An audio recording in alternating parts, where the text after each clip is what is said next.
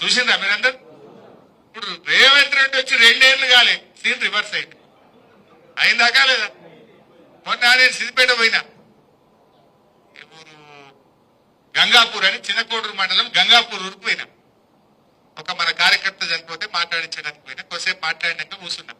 ఏం సంగతి అన్నాక ఎరువులు ఈ బాధలన్నీ చెప్పుకుంటా, ఎవడైనా లగ్గం ఉండి అమ్ముకుందామంటే భూమి అమ్ముతలేదు సార్. ఏమైతుందంటే 40 లక్షలకి అడుగు తీయలేదు, ఇప్పుడు 20కి ఇస్తామంటే కూడా ఎవడత్తలేడు వాడు. అంటే ఇప్పుడు ఏమైంది? సీన్ రివర్స్ అయింది. ఆడ చంద్రబాబు నాయుడు అయింది, రేవంత్ రెడ్డి అయింది. ఇప్పుడు ఏమైతుంది? ఇప్పుడు మళ్ళా ఆంధ్రలో ఎకరం అమ్మితే తెలంగాణలో 2 ఎకరాలు వస్తుంది. అయిందా లేదా? గజ్వేల్లో మీ అందరికి అనుభవమే ఉంటుంది. రేట్లు తగ్గినాయా పెరిగినాయా? ఎంత తగ్గినాయి? సగానికి సగమైంది. ఇంకా 2 ఏళ్ళు ఉంటే ఇంకేమవుతుందో. దోసాల్లో సగమైంది.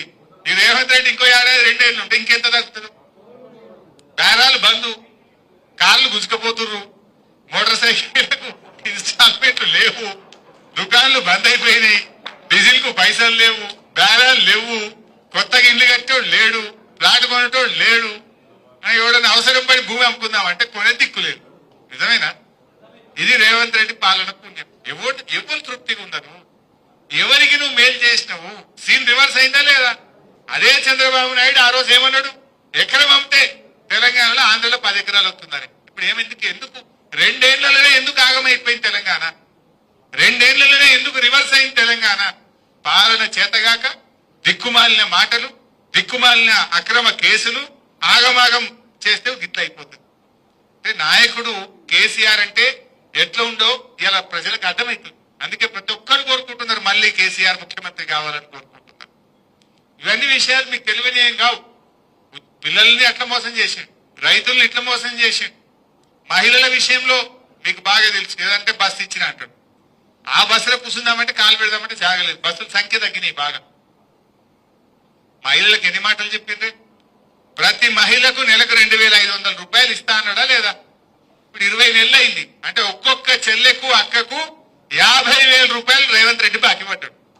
ఓటు అడగాలి ఎవడన్నా కాంగ్రెస్ వాడు పంచాయతీరాజ్ ఎలక్షన్లు అంటే 50,000 ఆడ వ్యక్తికని అడుగుమని చెప్పాలి కాదా? 20 నెలలు ఇంటూ 2,500 అంటే 50,000 బాకీ పడ్డాడు ఒక్కొక్కరు. అదే విధంగా మహిళలకు కేసీఆర్ 1,00,000 రూపాయలు ఇస్తాడు, మేము తులం బంగారం కలుపుతామన్నాడు. బంగారం 1,00,000 అవుతుంది. 1,00,000కు 1,00,000 2 లక్షలు ఇవ్వాలి నమ్మొద్దా? ఇచ్చిండా? తులం బంగారం పత్తా లేకుండా వీకి. 3వ ముచ్చట, ఆడపిల్లలకు స్కూటీ ఇస్తా అన్నాడు. వచ్చిందా? లేదు. 4వ ముచ్చట, దవాఖాన పోతే కేసీఆర్ కిట్ ఇచ్చి కడుపు నిండి అన్నం పెట్టి ఇంటికాడ దించాడు. ఉందా కిట్? ఇప్పుడు అది బంద్ అయిపోయింది. ఇట్లా ఏ విషయం చూసినా మహిళలకు వడ్డీ లేని రుణాల గురించి ఏదో బాగా మాట్లాడుతున్నారు. మీకు విషయం ఐడియా ఉండాలి. 1,00,000 కోట్ల వడ్డీ లేని రుణం ఇస్తా అన్నాడు. ఒక గ్రూప్ 20 లక్షలు అప్పు తెచ్చుకుందనుకో, 20 లక్షలకు వడ్డీ లేని రుణం ఇస్తున్నారా? ఇస్తలేదు. 5 లక్షలకే పరిమితం చేశారు. అది పాత ముచ్చట. నేనే కేసీఆర్ ఇచ్చిందేనే, కొత్తగా ఇచ్చేది. కేసీఆర్ ఉన్నప్పుడు కూడా 5 లక్షల వరకు వడ్డీ లేని రుణం ఉన్నది. మనం ఉన్నప్పుడు కూడా ఒక్కొక్క గ్రూప్ 20 లక్షలు 30 లక్షల లోన్లు ఇచ్చినాము. కొత్తగా కాంగ్రెస్ చేసిందేమీ లేదు. నిజంగా నువ్వు 1,00,000 కోట్ల వడ్డీ లేని రుణం అంటే ఆ గ్రూప్ 20 లక్షల లోన్ తీసుకుంటే 20 లక్షలకు వడ్డీ లేని రుణం ఇవ్వాలి. 30 లక్షలు తీసుకుంటే 30 లక్షలకు వడ్డీ లేని రుణం ఇవ్వాలి. కానీ వాళ్ళు ఇస్తున్నది గదే 5 లక్షలకు. 2-3 సార్లు నేను ప్రెస్ మీట్ పెట్టి గట్టిగా దబాయించి అడిగిన రేవంత్ రెడ్డిని, సీతక్కను. నోరిప్పలేరు. నేను అడిగిన ప్రశ్నకు సమాధానం చెప్తలేరు. ఎందుకు? గదే 5 లక్షలు మనం ఇచ్చింది తప్ప కొత్తగా ఇచ్చిందేమీ లేదు. మహిళలందరినీ కూడా మోసం చేసిండ్రు. 2,500 మోసం చేసిండ్రు, తులం బంగారం మోసం చేసిండ్రు, స్కూటీ అని మోసం చేసిండ్రు, 1,00,000 కోట్ల వడ్డీ లేని రుణమని మోసం చేసిండ్రు. ఈ రకంగా మహిళలందరినీ కూడా అబద్ధాలు చెప్పి మోసం చేస్తా ఉన్నారు. ఈ విషయాలు కూడా మీకు తెలియనియం కావు. అంటే యువతకు మోసం, మహిళలకు మోసం, రైతులకు మోసం. ఏ వర్గం, ఒక పలాని వర్గానికి ఒక మంచి పని చేసినాం అనేది లేదు. ఇలా గజ్వేల్ ఉంది, కేసీఆర్ గారు ఉంటే ఎటు చూసినా పనే ఉంటుండే. ఇప్పుడు 20 నెలలు అయిందే, ఒక్క ఊర్లోనైనా 20 రూపాయల పని కనబట్టదా?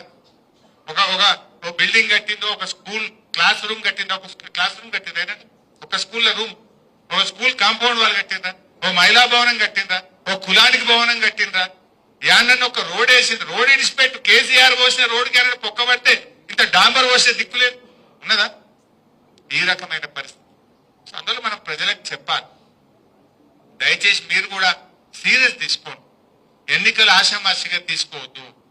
వాళ్ళకేముంటది, ఎట్లనే చేసి మేము జరంత సిద్దిపేటలో ఏమైనా కొడితే బాగుండు, ఈయన్ని ఏమైనా చేస్తే బాగుండు అని తండ్లాడుతుంటారు. మరి మనము అంతకంటే గట్టిగా పనిచేసి వాళ్ళ గుణపాఠం చెప్పాలి. ఇవాళ ఈ జిల్లా మీద వాళ్ళు పగబట్టినట్టు చేస్తున్నారు, ఒక రూపాయి ఇస్తలేదు, పనులు ఆపేస్తున్నారు. మనం గట్టిగా ఫైట్ చేసి మెడలు వంచి మళ్ళీ మన నిధులు మనం సాధించుకోవాలి.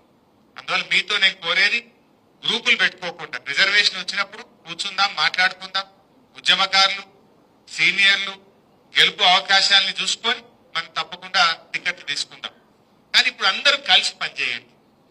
మున్పట్లకి ఇప్పుడు ఏమీ ఆమ్దాని కూడా లేదు, ఎక్కువ తక్కువ ఖర్చు పెట్టి అన్ని అప్పులైతే. ఇప్పుడు ఒక సామెత ఉంటుంది చూడు రాజకీయాల్లో, గెలిచినోడేమో తలపెట్టుకొని ఎడతాడట, ఓడిపోయినోడేమో కుల్లా ఎడతాడట బజార్లో.